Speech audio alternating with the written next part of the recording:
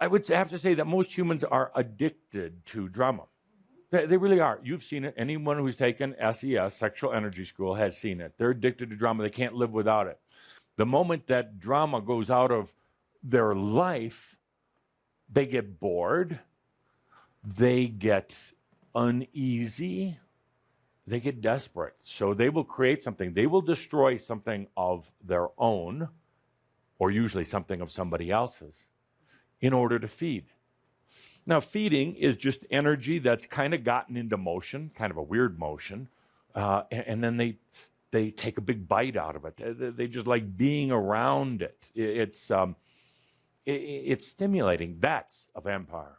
That's a vampire. Somebody who's feeding off of others. Yes. And then there are self-vampires, people who love feeding off their own drama. They don't have to include anybody else. I'm not looking at either one of you. I just happen to be glancing that way. That hilarious at times. But there are those who actually have vowed not to feed off of others, so they become vampires on themselves.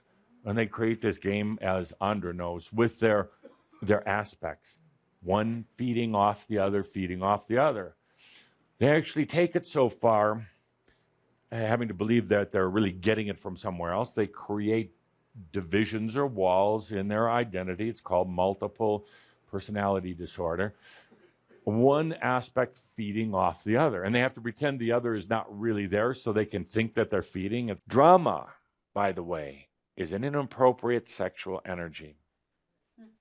When you go into drama, you are feeding off of others. When you start having to scream and wail, you are taking energy from others inappropriately. You're acting out the energy. The virus has you. You're at its mercy now. You're feeding off the others. The primary source of feeding, attention. Attention. Drama is imbalance. Now, we're not saying here tears aren't important or even necessary. It's good to let the tears out. But you know the difference between drama and just a release of emotion.